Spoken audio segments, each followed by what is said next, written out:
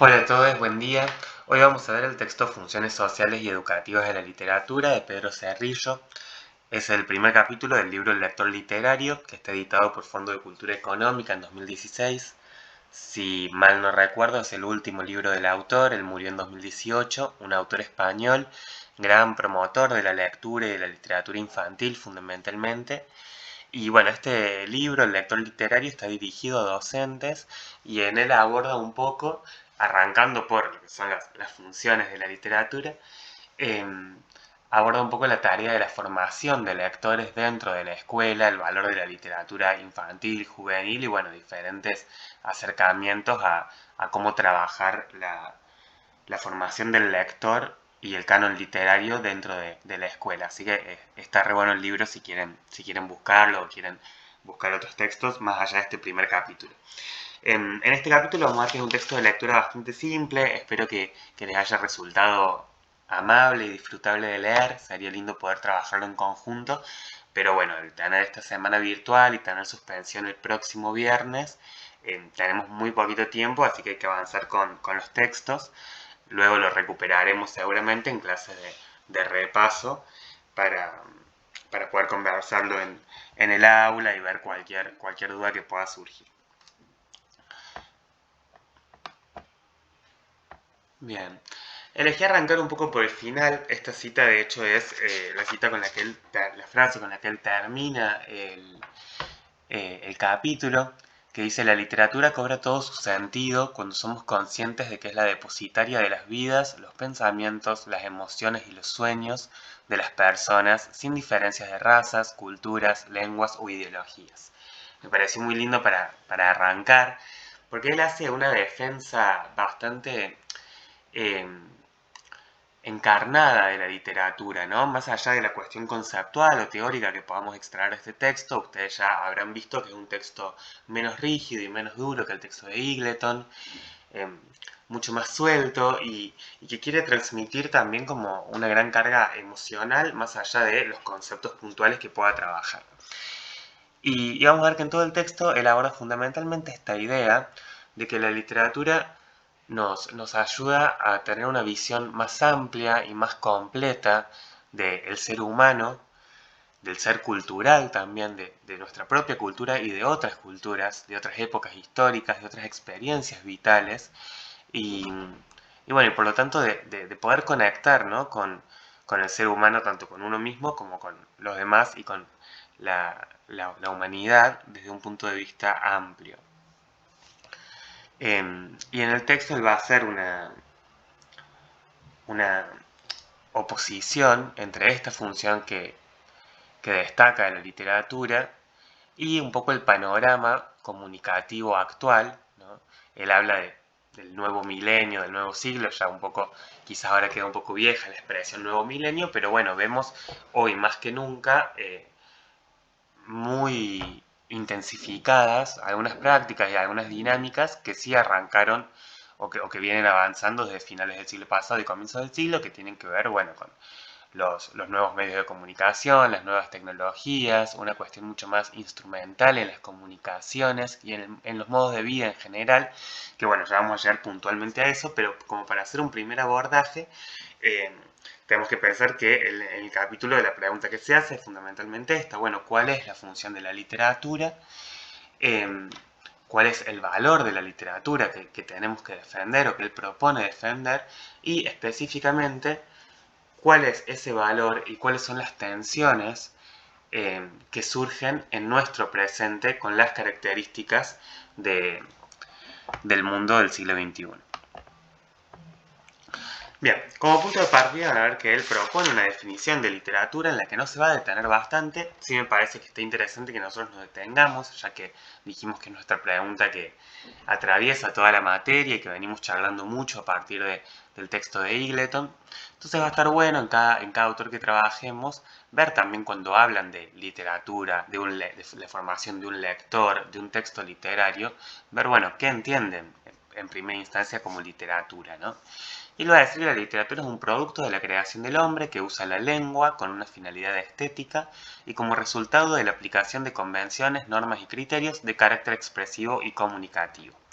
Ahí me comí una comilla, el cierre de comillas, es interesante ver que él sí se detiene en esta cuestión de la finalidad estética, que Eagleton ya nos acercaba como uno de tantos posibles abordajes, pero la va a trascender también porque dice que, bueno, que la literatura tiene un carácter comunicativo, o sea, no se queda únicamente en esta cuestión de lo estético, de la creación de un mensaje bello o enrarecido o lo demás, sino que tiene un carácter comunicativo.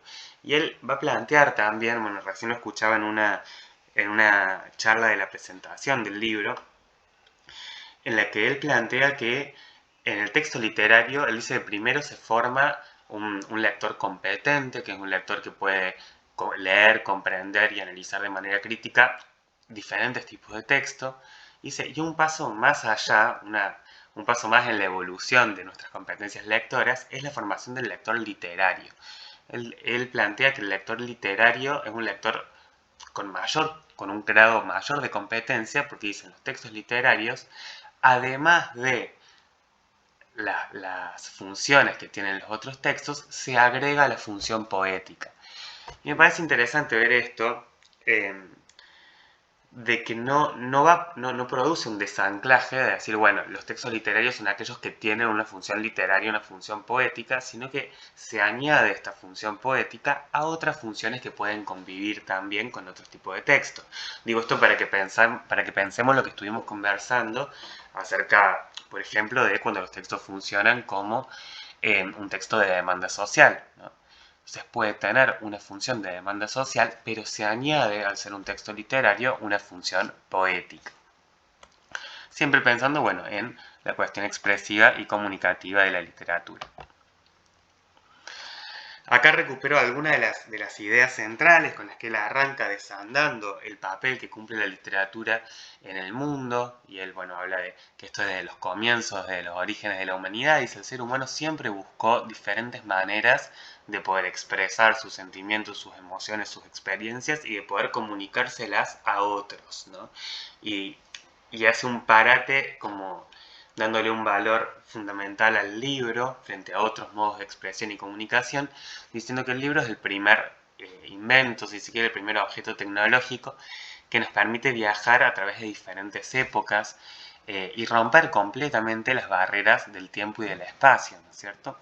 Entonces, bueno, a través del libro, a través de la literatura, vamos a poder expresar, comunicar a otros y por lo tanto también vamos a poder enriquecernos a través de la lectura con diferentes identidades culturales, con diferentes visiones del mundo, diferentes visiones de la persona. Por eso, bueno, estos conceptos están todos en relación, ¿no? La cuestión de la cosmovisión, la manera de ver el mundo, y la cuestión de la identidad cultural. A través de la literatura, cómo podemos representar nuestras propias identidades y cómo podemos ver representadas tanto las identidades culturales a las que pertenecemos como otro tipo de culturas. Y a través de ese enriquecimiento llegar a un conocimiento más vasto, más completo y crítico del mundo y del ser humano. Por otra parte, habla de esto de la construcción de un imaginario. La literatura abre la posibilidad de la imaginación, y esto es algo, bueno, que quizás parece un poco obvio, pero es fundamental que lo rescatemos. Sobre todo es fundamental que lo rescatemos como futuros docentes y sobre todo en el presente, en el cual estamos llenos de estímulos que dejan muy poco espacio al imaginario, ¿no? Cuando nosotros vemos el mundo del entretenimiento actual, tenemos muchas tecnologías que nos dan todo bastante digerido en algún punto y en el cual quizás no queda tanto espacio para el papel activo de quien consume, del lector o del espectador. No queda tanto espacio para que lo llene con sus propias ideas, con sus propias experiencias, con sus propios puntos de vista. La literatura nos permite eso, ¿no? Al ser, por una parte, un lenguaje en formato escrito que tiene un ritmo que propone un ritmo más lento, más pausado y que llega a través de un solo estímulo, del estímulo visual de la lectura o del estímulo sonoro de escuchar una historia, nos deja el espacio abierto para que lo rellenemos con todos los demás los demás estímulos, y eso va a tener ya de por sí una función muy importante a nivel social y a nivel educativo, ¿no? El permitir abrirnos este mundo simbólico y este mundo imaginario, y el que nos permita conectar con las demás personas desde ese imaginario compartido. Bien, la función socializadora de la literatura, en realidad desde el comienzo del texto ya está hablando de esto, porque lo que hablábamos recién ya tiene que ver justamente con una función socializadora, de conexión entre diferentes personas, entre diferentes culturas, entre diferentes épocas. Pero bueno, se va a enfocar ahí a partir del primer intertítulo puntualmente en esto, y va a decir, bueno, que la literatura se trata de construir sentidos que proporcionen marcos de referencia para interpretar el mundo, ¿sí? En diálogo con lo que veíamos recién, cómo a través de la literatura poder enriquecer nuestras cosmovisiones y poder otorgarle un sentido al mundo, a la realidad, a partir del conocimiento de un montón de experiencias vitales que por ahí nosotros no vamos a tener en primera persona, eh, y que a partir del texto literario podemos conectar, podemos emocionarnos y podemos sensibilizarnos casi como si las hubiésemos tenido nosotros, ¿no? Esto de ponernos en la piel del personaje, esto que hablábamos mucho el viernes pasado a partir del cuento de Oguanta también, ¿no? Esta cuestión de sentir que un texto nos atraviesa porque es como si nos estuviese sucediendo a nosotros, ¿no? Esto obviamente puede pasar también con otro tipo de texto. Uno a veces puede ver un testimonio de alguien, una entrevista, una noticia y nos puede pasar lo mismo. Pero la literatura, al hacer uso de todos los recursos poéticos, literarios y de la riqueza del lenguaje, va a buscar específicamente esto, ¿no? Va a orientarse a esta construcción de sentido. Y como, bueno, nos permite esto entrar en diálogo con el resto de la humanidad, ¿no? Y esto lo pensemos siempre en diferentes niveles. Uno lo puede pensar en un nivel micro pensando entre personas individuales, como esto que hablamos, permite, bueno, imaginar la realidad de una chica que pasa por estas experiencias por las cuales yo no pase, pero también a nivel más amplio, entre diferentes culturas de una misma época histórica, entre diferentes épocas históricas, ¿no?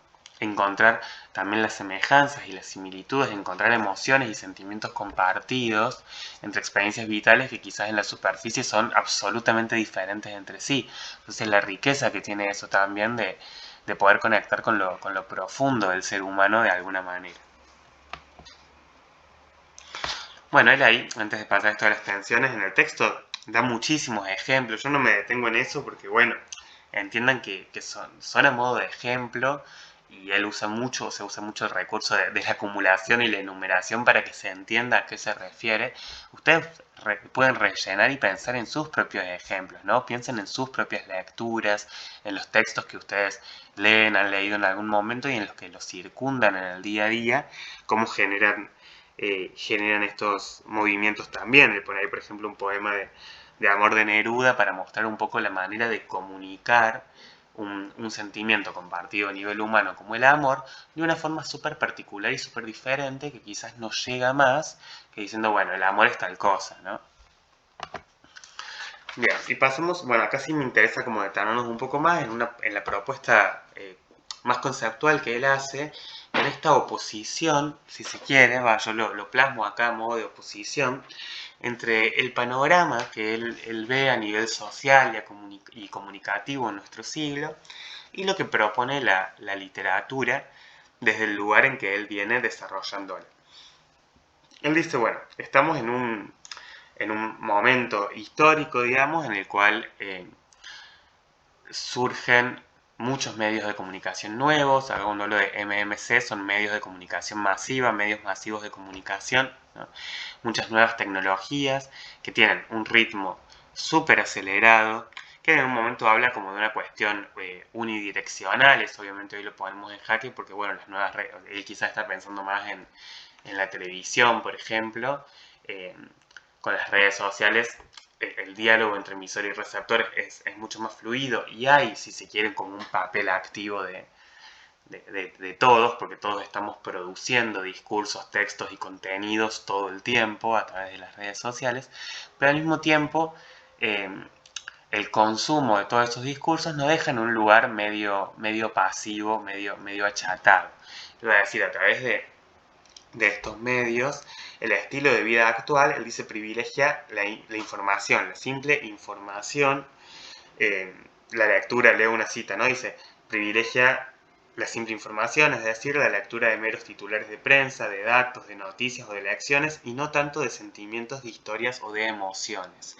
Habla de que se prioriza en esta época una lectura instrumental, o sea, una lectura que busca conseguir algo puntual, extraer un dato específico o conseguir algo en el mercado de trabajo, prepararse para algo puntual para poder resolver una acción.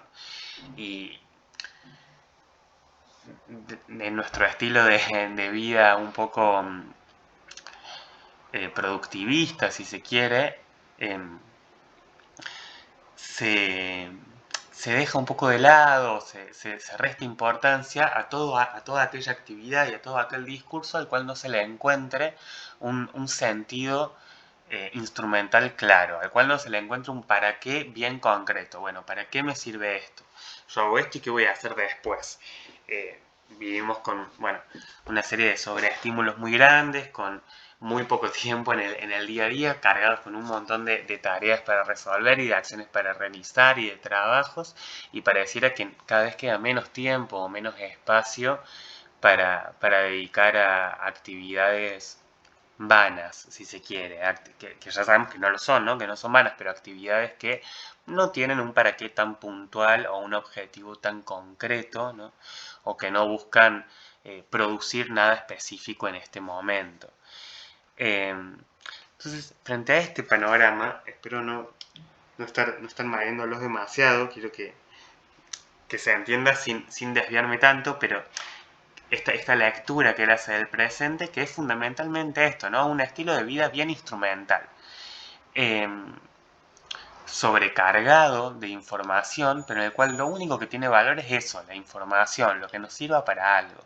Frente a ese panorama, él dice, se desestima mucho el valor real o el valor más profundo de la literatura, que dice la literatura, nosotros con lo que le tenemos que medir o para lo que nos tiene que servir, es según su capacidad para formar a las personas, para desarrollarnos como personas, como seres humanos, para comprender el mundo, para generar competencia lectora, una cuestión que tiene mucho más que ver con lo que veníamos hablando antes, ¿no? Con conectar con nuestras experiencias vitales, con ampliar nuestra visión, eh, con poder conectar con la experiencia humana desde un lugar mucho más profundo.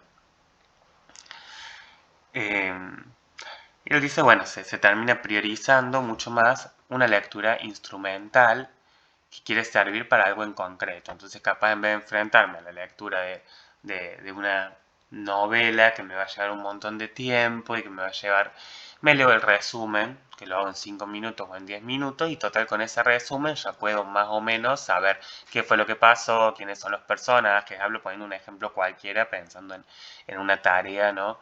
De secundaria, de cualquier nivel. Me leo el resumen y eso ya me permite responder preguntas concretas sobre la historia y tal. Pero no pasé absolutamente por ninguna experiencia. Difícilmente un resumen me permita emocionarme, llorar, indignarme, enojarme, ponerme en la piel de un personaje, me permita salir de esa lectura, ¿no? La lectura de un resumen sería obviamente una lectura instrumental que yo la hago para algo. Difícilmente yo salga de esa lectura transformado. Mientras que probablemente si leo el libro, y bueno, si es una novela con la cual conecto y me gusta, y bueno, obviamente un montón de otras condiciones, pero probablemente salga con una transformación. Entonces, bueno, esto es lo que él va a defender y lo que me parece interesante proponer y que ustedes piensen y que después charlemos, porque lo vamos a seguir charlando a medida que avance el año, es en esta defensa de algo que, si se quiere, no sirve para nada, entre comillas, ¿no? Que no sirve para nada desde este criterio de, bueno, pero ¿para qué lo voy a usar? ¿Por qué voy a dedicarle 3 horas a esto si puedo resolverlo en 10 minutos?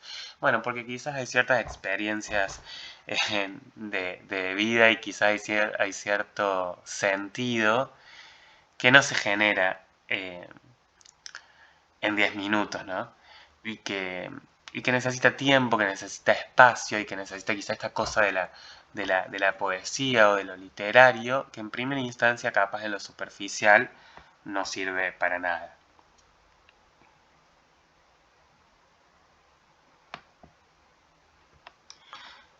En conexión como esto, él hace varias preguntas retóricas que me parece que son muy interesantes. Dice que la lectura no se puede medir con patrones cuantitativos y se pregunta cómo se va a medir la capacidad para generar belleza en la poesía, o ampliando la idea de poesía y literatura a una idea del arte en general, se pregunta cuál es la escala de las emociones que provoca la pintura de Velázquez o la música de Mozart. Como futuros docentes, pensemos también en esto. Hay veces en las que no es tan fácil o tan sencillo entender si la persona leyó o no leyó, si entendió o no entendió, si hay ciertas experiencias que son tangenciales, que son transversales, y con el texto literario y con el trabajo de la literatura en el aula, siempre va a pasar que hay una parte que podemos censar, que podemos evaluar, que podemos, obviamente, como guiar a través de ciertas preguntas o actividades para comprobar que hubo lectura o para comprobar que se van entendiendo ciertos conceptos que nos toque trabajar en ese momento, ya sea sobre, no sé, el género policial o los diferentes tipos de narradores o diferenciar personajes principales o secundarios. Pero hay una parte que es mucho más velada, que vamos a poder ver de a momentos por ciertas pistas, por ciertas huellas, por ciertas palabras o por ciertas miradas, pero qué le está pasando a ese chico, esa chica, ese adolescente con el texto que está leyendo, ¿no? ¿Qué le está pasando con esto que escuchó, con esto que leyó? ¿Le pasa algo? ¿No le pasa nada? ¿Cree que no le pasa nada y después le queda resonando en la cabeza? Hay un sector, un área de esta experiencia a la que no vamos a poder acceder y a la cual estaría bueno que le demos confianza también, ¿no? Porque nos pasa a nosotros y a nosotras como lectores también. A veces lee y por ahí es bastante subjetivo, capaz a alguien no le pasa nada y dice, no, me pareció aburridísimo este cuento, y a otra persona le hace conectar con una experiencia personal, con algo del pasado, se acuerda de algo, se emociona. La literatura tiene eso y nosotros como docentes que vamos a llevar la literatura al aula, tenemos que tener eso en cuenta también, que siempre hay un margen de impredecibilidad, digamos, em, y que siempre hay que entregar un poco esa confianza, porque muy probablemente, aunque sea a algunos chicos, a algunas chicas, les resuene, les pase algo, conecten con algo, despierte su imaginario y ayude en este camino de ir generando una competencia lectora más profunda, una competencia literaria, ¿no? En camino no solo a conseguir algo concreto, como decíamos, sino en camino a abrir nuestra mente, nuestra visión del mundo. Y conecto con eso, hace un cierre en la cual introduce nada más, después en otros capítulos del libro va a desarrollarlo más fuertemente, pero introduce esto de, bueno, la función del maestro como mediador entre el texto y el estudiante. Y acá cita él a Pedro Salinas, que dice, todo escrito lleva su secreto consigo, y solo se lo encuentra adentrándose en él y no andando por las ramas. Se aprende a leer leyendo buenas lecturas, inteligentemente dirigido en ellas. Fíjense ahí la función del docente, ¿no? Inteligentemente dirigido en ellas, avanzando gradualmente por la difícil escala. Entonces ya nos introduce y nos deja la puerta abierta para que pensemos la función docente como una función de mediación. No somos nosotros quienes le vamos a enseñar a ningún chico ni a ninguna chica lo que le tiene que pasar con cierto texto literario, la relación entre la persona y el texto, y en el texto viene este secreto, ¿no? Viene la cultura, la historia, la riqueza de un saber que nos trasciende y nos sobrepasa completamente. La relación entre ese chico y ese texto es entre ellos, y nosotros como docentes vamos a mediar, vamos a acercar el texto, lo vamos a hacer más, eh, más digerible, vamos a proporcionar recursos, herramientas y un marco para que se comprenda de dónde viene ese texto, por qué, qué es lo que nosotros queremos buscar ahí, para ir encontrando también el placer en esas lecturas, que quizás algunas pueden ser sencillas y fáciles, pero quizás otras no, pueden ser difíciles, pueden ser tediosas, pueden ser aburridas, sobre todo si pensamos en generaciones que capaz están acostumbradas a un consumo mucho más fragmentado y mucho más rápido, ¿no? A consumir productos que duran muy poquito tiempo y que están llenos de diferentes estímulos sensoriales, y de pronto acercarse a la lectura de un texto que capaz me va a llegar 10, 15 minutos, una hora, 3 meses, también mediar como docentes en encontrar ese placer que no es excluyente de otros placeres, del placer que me puede dar ver un TikTok o un reel o lo que fuese, pero que es un placer distinto y que es muy lindo que podamos formarnos en eso, ¿no?